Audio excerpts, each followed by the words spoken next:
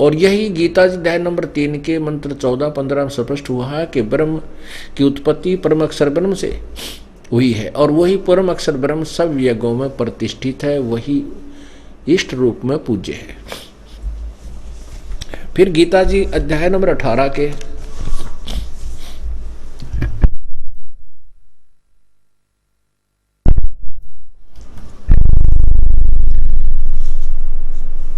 गीता अध्याय नंबर 18 के कुछ श्लोक आपको पढ़कर सुनाते हैं, जिससे ये तत्व ज्ञान निखरेगा।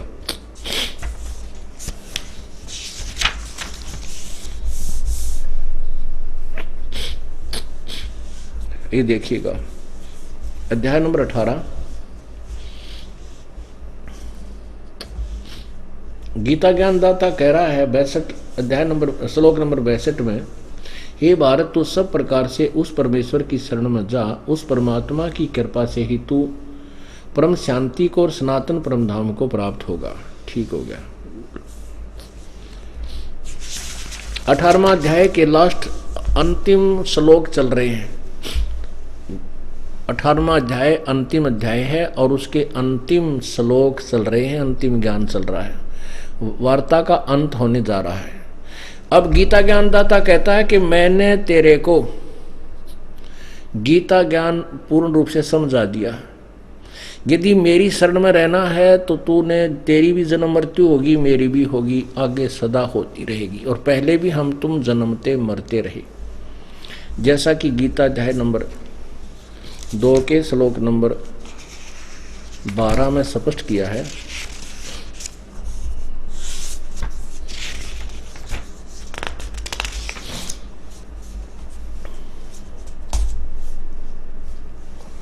ये देखिएगा, अध्याय नंबर 2 और श्लोक नंबर 12। न तो ऐसा है कि मैं किसी काल में नहीं था, अथवा तू नहीं था, अथवा ये राजा लोग नहीं थे, और न ऐसा है कि इससे आगे हम सब नहीं रहेंगे।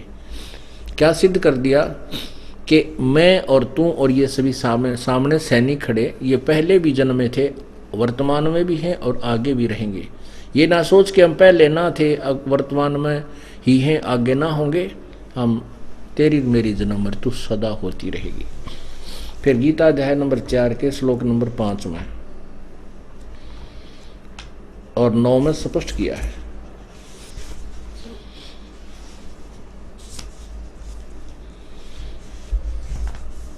अध्याय नंबर 4 और श्लोक नंबर ये 5 है, यहाँ इसको यहाँ अनुवाद किया है। हे परंतम अर्जुन, मेरे और तेरे बहुत से जन्म हो चुके हैं, उन सबको तू नहीं जानता, मैं जानता हूँ।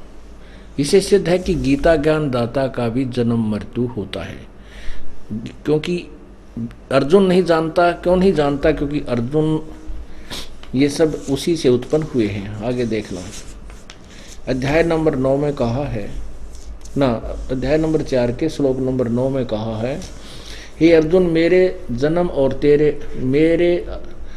और कर्म दिव्य अर्थात निर्मल और अलौकिक हैं। इस प्रकार जो मनुष्य तत्व से जान लेता है वह शरीर को त्याग कर फिर जन्म को प्राप्त नहीं होता, किंतु मुझे ही प्राप्त होता है।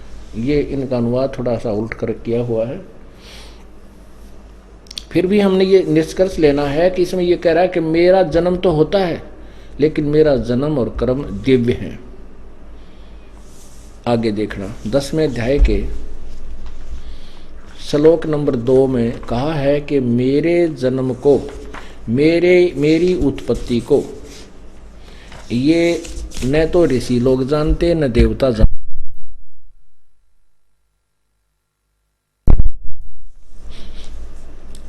अध्याय नंबर 10 का और ये श्लोक नंबर 2 यहीं पर है। मेरी उत्पत्ति को अर्थात मेरे जन्म को, लीला से प्रकट होने को न देवता लोग जानते हैं न महर्षि गण जानते हैं, क्योंकि मैं सब प्रकार से देवताओं और ऋषियों का आदि कारण हूँ। क्या बता रहे हैं कि गीता ज्ञान दाता कह रहा है कि मेरा जन्म तो होता है, लेकिन ये मेरे से उत्पन्न, जैसे ब्रह्म से उत्पत्ति, ब्रह्म और दुर्गा के संयोग से, इन दोनों के पति पत्नी व्यवहार से ब्रह्मा विष्णु महेश की उत्पत्ति हुई। फिर ब्रह्मा विष्णु महेश से आगे ऋषिजन और देवताओं का जन्म हुआ।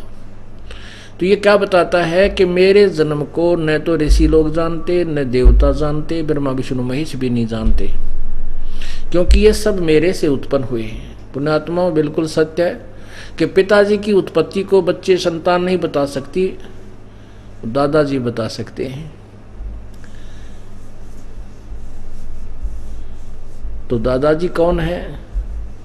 कौन ब्रह्मा का पिता है, कौन विष्णु की माँ, शंकर का दादा कौन है, हमको जो बताए। अब शंकर के दादा के विषय में बताया जाएगा आज। ब्रह्मा का पिता, विष्णु की माँ, ये सब जानकारी आपको सृष्टि रचना से प्राप्त होगी और सृष्टि रचना के विषय में आपको जानकारी दी जाएगी। जब तक हम सृष्टि रचना के विषय में पूर्ण परिचित नहीं हैं, तब तक हम तत्व ज्ञान को नहीं समझ सकते, क्योंकि आध्यात्मिक ज्ञान का कोई सिर पैर हम समझ ही नहीं सकेंगे जब तक हम तत्व सृष्टि रचना को नहीं समझ पाएंगे। तो सृष्टि रचना का जानना अति आवश्यक है। तो अब जो प्रसंग थोड़ा सा चल रहा है इसको पूरा करते हैं, 2-3 श्लोक हैं, उसके बाद आपको आगे सत्संग सुनाएंगे। दूसरा अध्याय नंबर 18 आपने अभी 62 श्लोक पढ़ा था, अब 63 पढ़िए। इस पर कहते हैं, वो गीता ज्ञानदाता कह रहा है कि इस प्रकार यह गोपनीय से भी अति गोपनीय ज्ञान मैंने तुझसे कह दिया। तू इस रहस्य युक्त ज्ञान को पूर्णतः भली भांति विचार कर जैसे चाहता वैसे ही कर। अब क्या बताता है गीता ज्ञानदाता कि ये जो गीता का ज्ञान है ये मैंने तुझे दिया, बता। अब मेरी शरण में रहना है तो उठा लठ और युद्ध कर। तुझे परम शांति चाहिए, तने युद्ध याद नहीं करना है तो जा उस परमेश्वर की शरण में चला जा। उसके विषय मैं नहीं जानता, किसी तत्वदर्शी संत की खोज कर ले। मेरी शरण में रहेगा तो न लड़ाई भी करनी पड़ेगी, युद्ध कर और नाम भी जाप कर। गीता जी अध्याय नंबर 8 के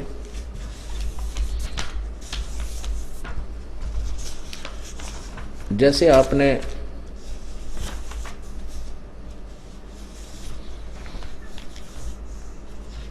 गीता अध्याय नंबर 7 के श्लोक नंबर 29 में पढ़ा,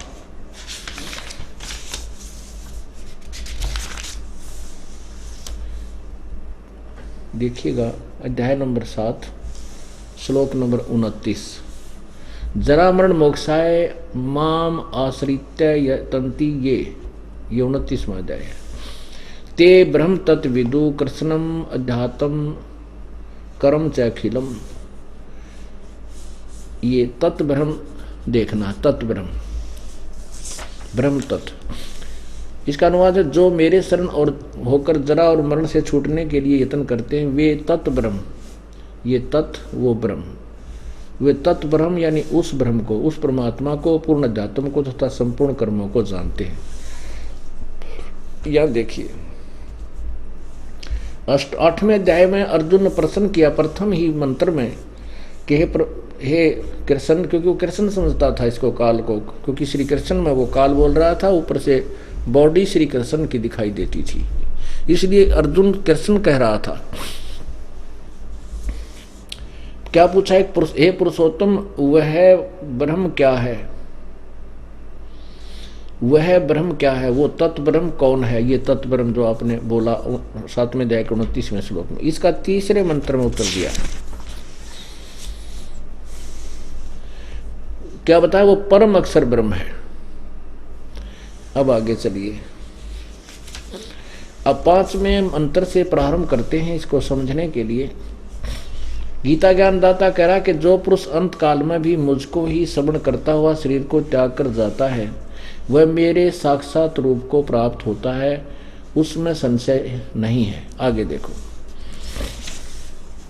एक छठे में क्या बताया है कि अध्याय नंबर 8 का श्लोक 6, इसमें कहा है कि हे कुंती पुत्र, अंत काल में जो मनुष्य, यह मनुष्य अंत काल में जिस भी भाव को स्मरण करता हुआ शरीर का त्याग करता है उसको ही प्राप्त होता है, क्योंकि वह सदा उसी भाव में भावित रहता है। इसका वास्तविक अर्थ ये है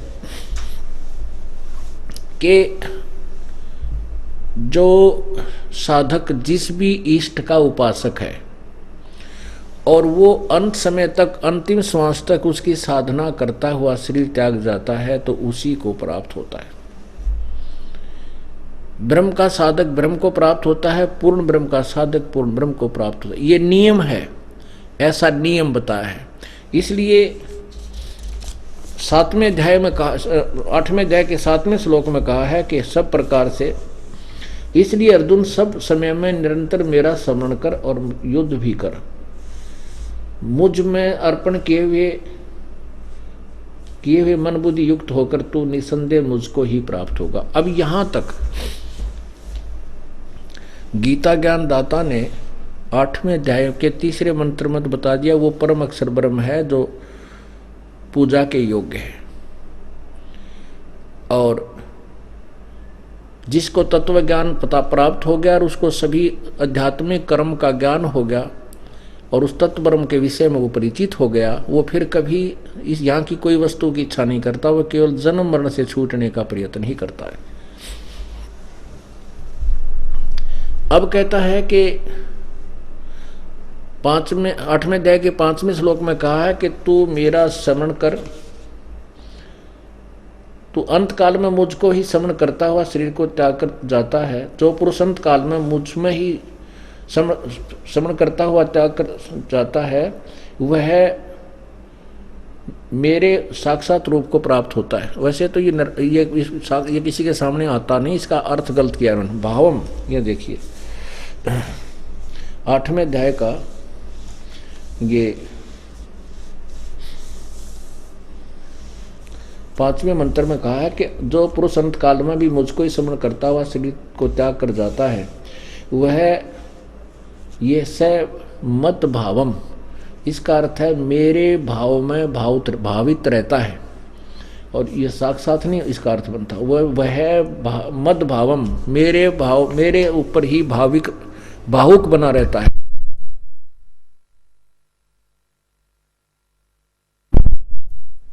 यानी वो मेरे से ही परिचित है, मेरे तक ही उसकी आस्था है, मेरे में आस्था वाला बना रहता है, और इसमें संशय नहीं। आगे लिखा है कि 6 में ये प्रमाण दिया है कि कुंती पुत्र ये नियम है हे अर्जुन पुत्र, यह मनुष्य अंत काल में जिस भी भाव को स्मरण करता हुआ भाव को स्मरण करता हुआ शरीर को त्याग करता है उसको ही प्राप्त होता है, क्योंकि वह सदा उसी में भावित रहता है। तत्भाव भावित, उस भाव में भावित रहता। अब 7वें में कहा कि इसलिए तू सब समय निरंतर मेरा स्मरण कर और युद्ध भी कर, मुझ में अर्पण किए मन बुद्धि युक्त होकर निसंदेह तू मुझको ही प्राप्त होगा। 8वें अध्याय के 5वें और 7वें श्लोक में तो कहा है कि तू मेरा स्मरण कर, मुझ में पूरी आस्था रख और युद्ध भी कर, तो मुझे ही प्राप्त होगा। अब 8, 9 और 10 मंत्र में स्पष्ट किया है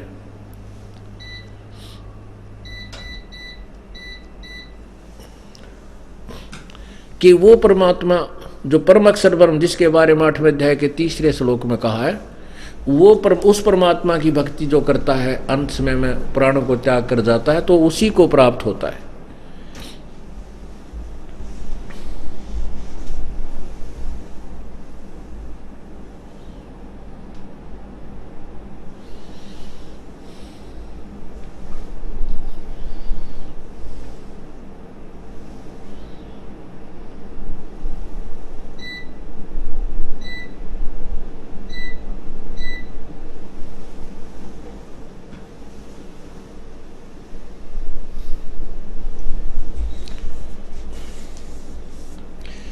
अब देखिएगा अध्याय नंबर 8 के श्लोक नंबर 8, 9, 10 3 में कंटिन्यूस बताया है कि उस परम अक्षर ब्रह्म की जो पूजा करता है। अध्याय नंबर 8 श्लोक नंबर 8 से प्रारंभ करेंगे। ये 8 है।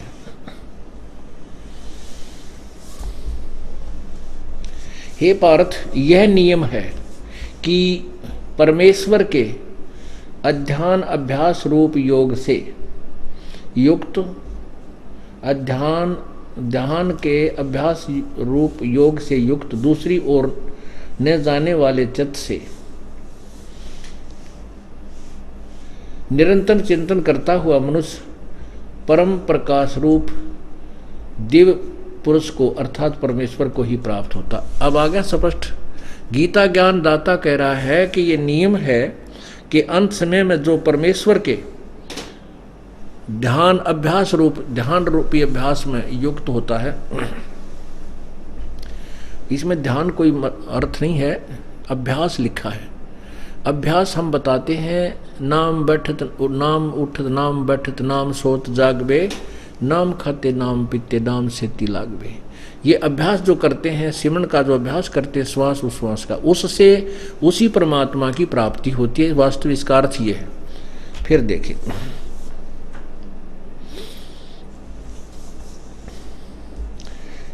आठवें अध्याय का 8वां श्लोक आपको सुना रहा हूं। हे पार्थ, यह नियम है कि परमेश्वर के अभ्यास योग युक्तेन, अभ्यास रूप योग से, ध्यान के नहीं, परमेश्वर के अभ्यास रूप योग से युक्त दूसरी ओर न जाने वाले चित्त से, यानी एक ही प्रभु की भक्ति करने वाला निरंतर चिंतन करता हुआ परम दिव्य पुरुष, उस परम अक्षर पुरुष अर्थात परम दिव्य परमेश्वर पुरुष को अर्थात परमेश्वर को ही प्राप्त होता है। अब 9वें में फिर देखो, इसमें स्पष्ट लिखा भी है कवियम।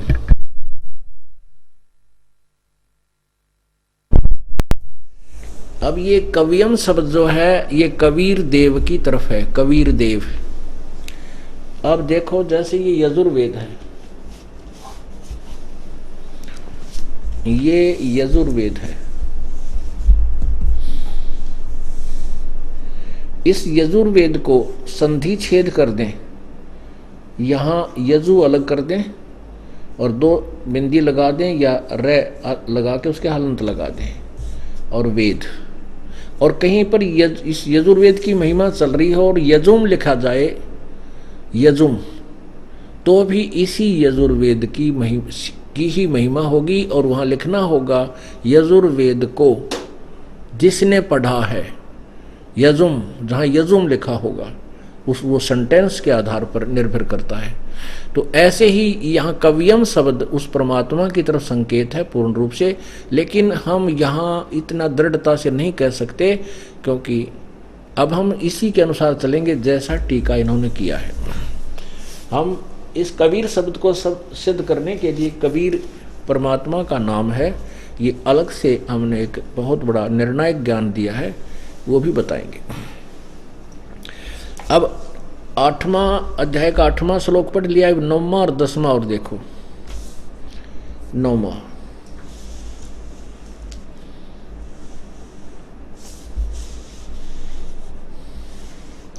जो पुरुष कवियम सर्वज्ञ अनादि, अब कवियम का अर्थ इन्होंने सर्वज्ञ कर दिया, अनादि सबके नियंत्रणा, सूक्ष्म से अति सूक्ष्म, सबके धारण पोषण करने वाले और सबका धारण पोषण करने वाला, सूर्य के सदृश नित्य चेतन प्रकाश रूप। अब यहाँ देखा ना, सूर्य के सदृश, सूर्य की तरह प्रकाश रूप और अविद्या से अति परे सच्चिदानंद घन परमेश्वर का स्मरण करता है। 10वां, वह भक्ति युक्त पुरुष अंत काल में योग बल से, यानी साधना की शक्ति से, योग बल माने साधना की भक्ति की शक्ति से भ्रकुटी के माध्यम में प्राणों को अच्छी प्रकार स्थापित करके फिर निश्चल मन से स्मरण करता हुआ दिव्य परम पुरुष परमात्मा को ही प्राप्त होता है। हो गया स्पष्ट।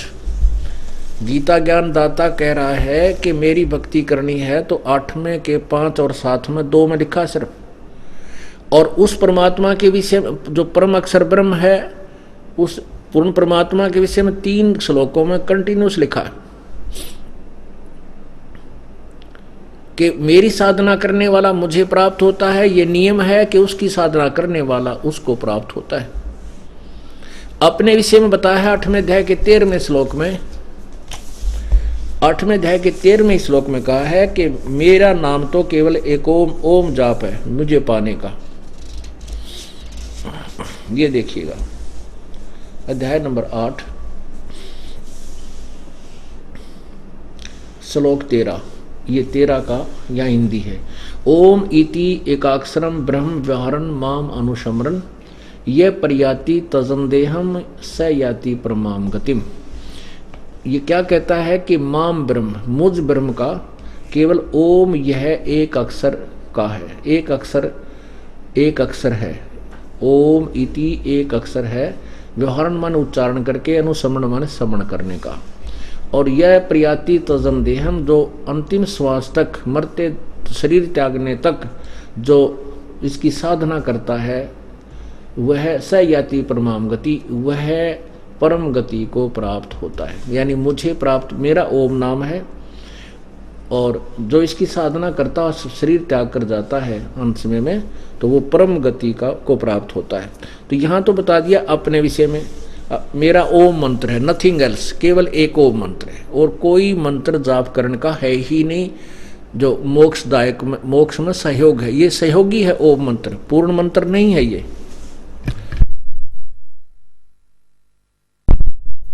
17वें अध्याय के 23वें श्लोक में ये देखिएगा,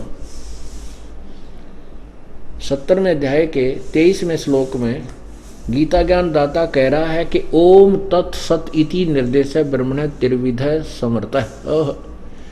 अब उस पूर्ण परमात्मा के परम अक्षर ब्रह्म की प्राप्ति के लिए लिखा है कि ओम तत्सत इति निर्देश ब्रह्मण त्रिविध समर्थः। ब्रह्मण माने उस सच्चिदानंद घन परमात्मा का। ये देखिए ओम तत्सत, ऐसे यह 3 प्रकार का सच्चिदानंद घन ब्रह्म का नाम कहा है, यहाँ कहना बस इसका अर्थ ये बनता है कि ओम तत्सत इति निर्देश है ब्रह्मण त्रिविध समर्थ है। उस पूर्ण परमात्मा परम अक्षर ब्रह्म की साधना का ये 3, इसकी जो ओम तत्सत ये मंत्र है, इसी के जाप का निर्देश है और कुछ नहीं।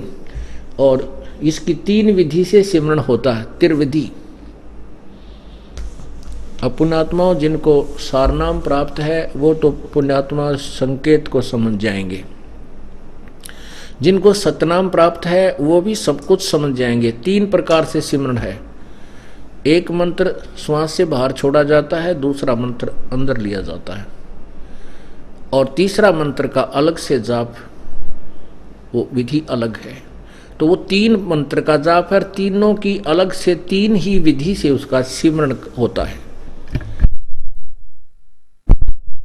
जो ये दास आपको बताएगा।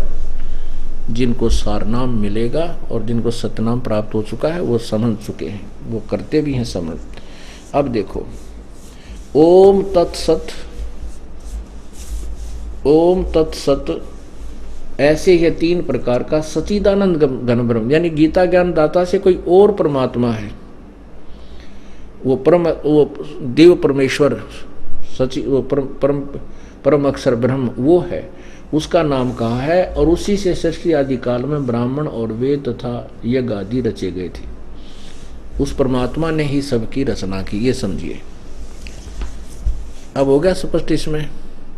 अब गीता जी अध्याय नंबर 18 के श्लोक नंबर 65 में कहा, 63 में कहा है कि ये गीता का ज्ञान मैंने तेरे दे दिया, बता दिया, अब तेरी इच्छा। मेरी शरण में रहना है तो मेरे में मनवाला बन और मेरा ही गुणगान कर, अंत समय में तो मुझे ही प्राप्त होगा। उसकी शरण में जाना है तो बता दिया किसी तत्वदर्शी संत की खोज कर ले, और जैसे वो बताओ फिर उस तरह कर ले। उसका मंत्र संकेतिक बता दिया है, ओम तत्सत। ओम ते ब्रह्म का जाप है, और तत् ये सांकेतिक और शब्द है, ये परब्रह्म का जाप है।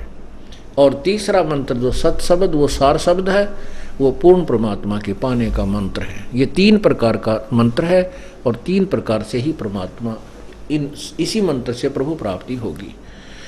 जैसे कबीर परमेश्वर ने कहा है कि सो हम शब्द हम जग में ल्याए, सार शब्द हम गुप्त छुपाए, नामा छिपा ओम तारी, पीछे सो हम भेद विचारी, सार शब्द पाया जद लोई, आवागमन बहुर ना होई।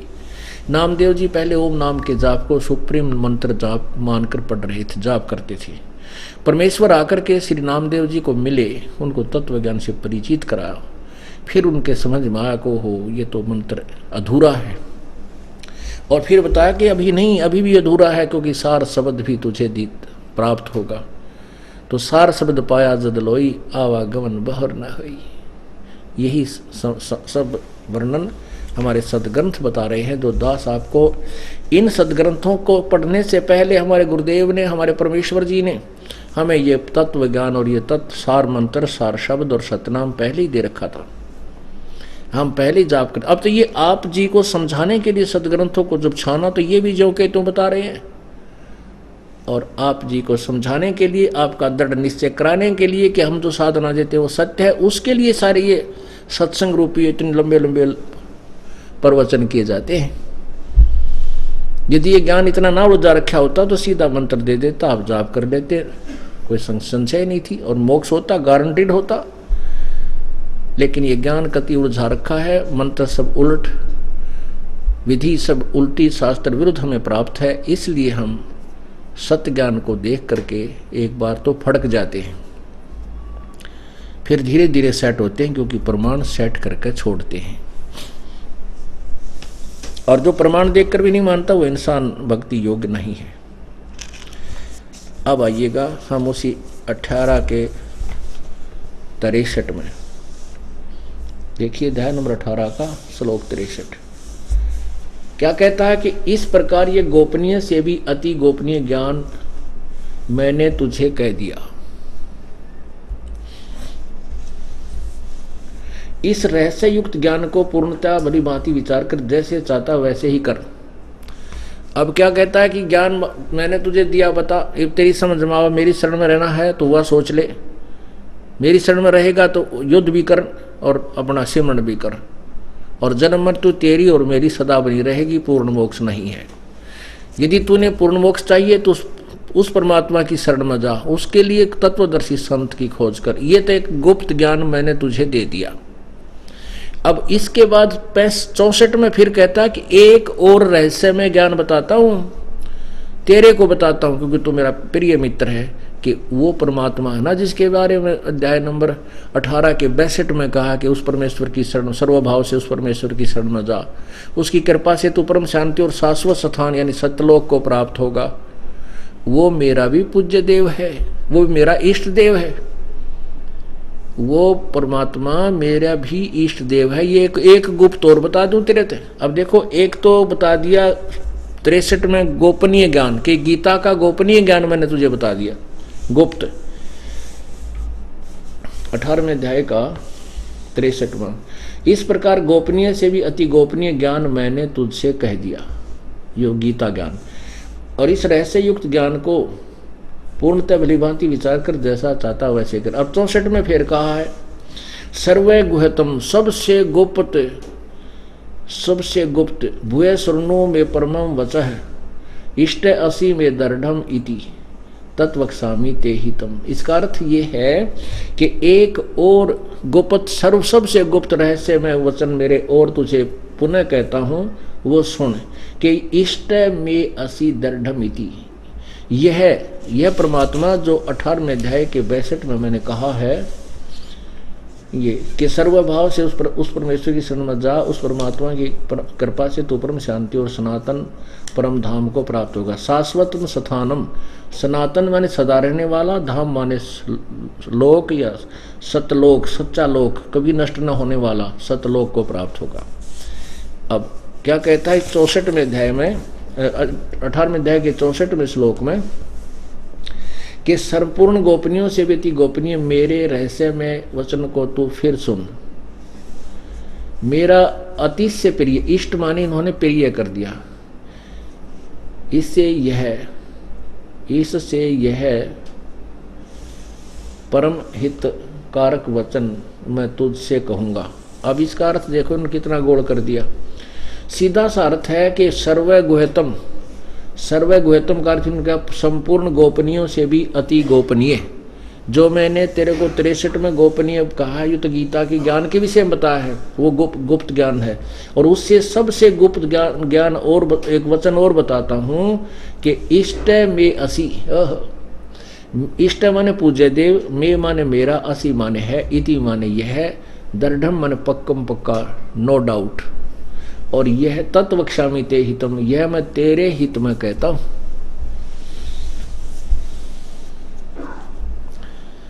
यह मैं तेरे हित में कहता हूं। अब 18वें अध्याय के 66वें श्लोक में और कमाल कर दिया।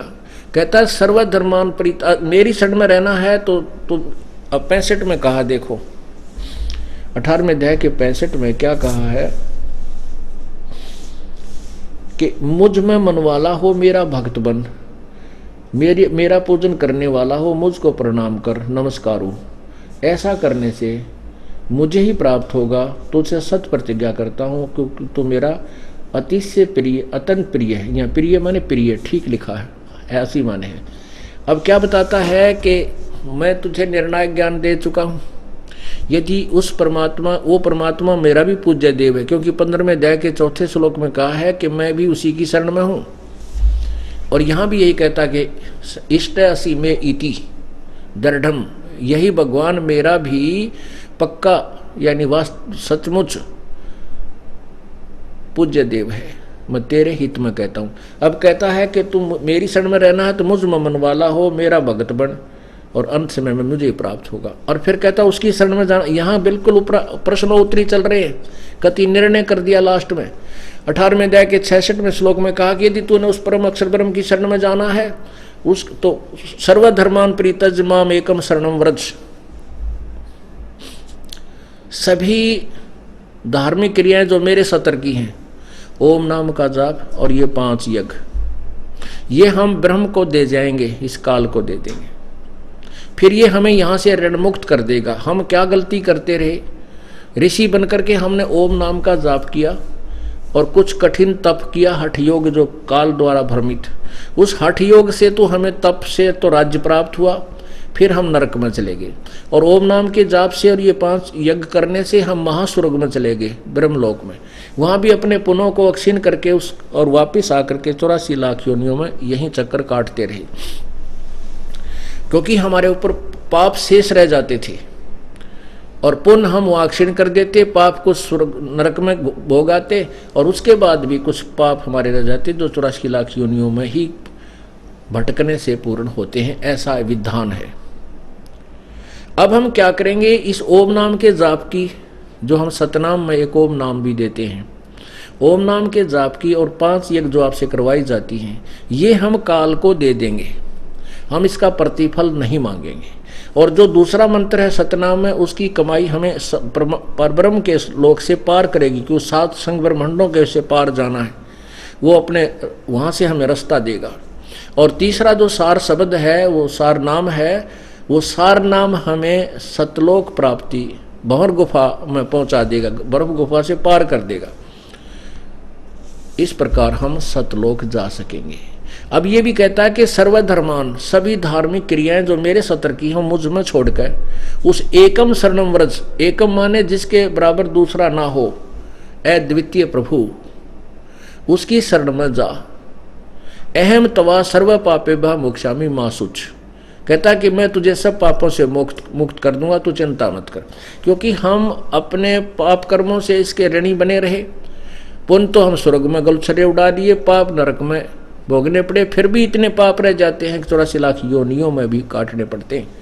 तो हम इसको सब ये क्रिया दे, सभी जो हम जाप करते हैं इसको दे देंगे और हमारे पापों को परमात्मा क्षमा कर देगा। इसका जो किराया है, इसके लोक में हम रहे हैं, ये तो 1 पाई से लेकर के और पूरा हिसाब लेगा हमारे से। पुण्यात्माओं, इस काल ने 70 युग, 70 युग और 64 युग 3 बार तप करके ये यहाँ का 21 ब्रह्मांड का राज्य प्राप्त किया है। ये इसको प्रदान है और हम आगे वो लटक का इसकी गेला, इसके साथ लटक का आगे हम, हमारे साथ कुछ पूंजी थी, पुण्य थे, वो इसने हमें स्वर्ग में, शुरू में वहीं महास्वर्ग स्वर्ग में रखा। जब हम कति पुण्यहीन हो लिए, जब नीचे पटक दिया ठा गया, चलो तुम्हारा पैसा तो है नहीं, नीचे पड़ो, पृथ्वी पर आ गए। अब ये पृथ्वी भी घूम रही है, ये पृथ्वी चल रही है ऐसे विमान की तरह, ये सूर्य के चारों तरफ चक्कर लगा रही है, 1 वर्ष में पूरा चक्कर करती है। और ये स्वयं ऐसे भी घूम रही है जिससे दिन और रात बन रही है। तो एक विमान में आप यहाँ से दिल्ली से और बम्बे तक जाइए, कम से कम एक तरफ का 8,000 रुपये किराया, यानी 6-7 हज़ार रुपये किराया है विमान में। लेकिन उसमें खाना भी अंदर ही मिलेगा आपको, चाय पानी भी, कॉफ़ी भी अंदर ही मिलेगी, टॉफ़ी भी मिलेगी।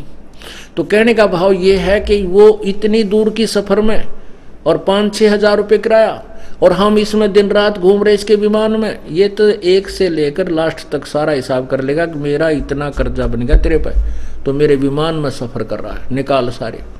तो इसलिए हमने इतना धनी बनना पड़ेगा कि इसका पूरा पाई का पाई दे देंगे और फिर ये हमें छोड़ देगा। परमात्मा हमारे साथ होगा, कबीर परमेश्वर इस दास के रूप में आपके साथ होगा त्रिकुटी के ऊपर जा करके, और वहाँ आपका अकाउंट क्लियर करा कर सतलोक ले जाएगा। अब देखिएगा 18वां अध्याय, अब 66वां श्लोक आ गया है।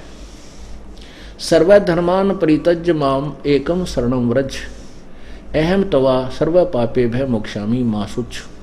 इन्होंने क्या किया है कि संपूर्ण धर्मों को अर्थात संपूर्ण कर्तव्य कर्मों को मुझ में त्याग कर, यहाँ तक तो ठीक है, संपूर्ण धर्मों को अर्थात संपूर्ण कर्तव्य कर्मों, धर्म का अर्थ है या धार्मिक क्रियाओं को, आध्यात्मिक धन को मुझ में त्याग कर तू एकम, एक, तू एक, एकम माने एक। इसने क्या लिखा है, कर दिया अर्थ, माम मुझ सर्वशक्तिमान सर्वधार परमेश्वर की शरण में आ जा। व्रज माने आ जा कर दिया, व्रज माने जाना होता है, आना नहीं होता। मैं तुझे संपूर्ण पापों से मुक्त कर दूंगा, शोक मत कर।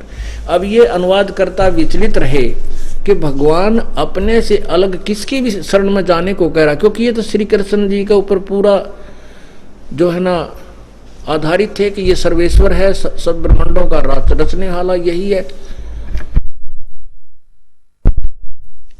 इसका अर्थ है कि मेरे सतर्की से पूजा मुझ में त्याग कर एकम शरणम व्रज, व्रज माने जाना होता है न कि आना। आपको दिखाते हैं शब्दकोश।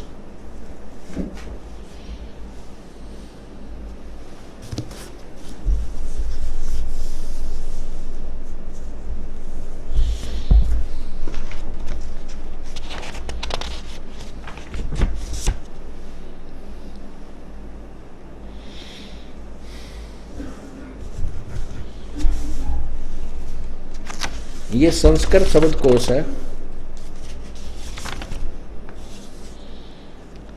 और इसमें आपको दिखाते हैं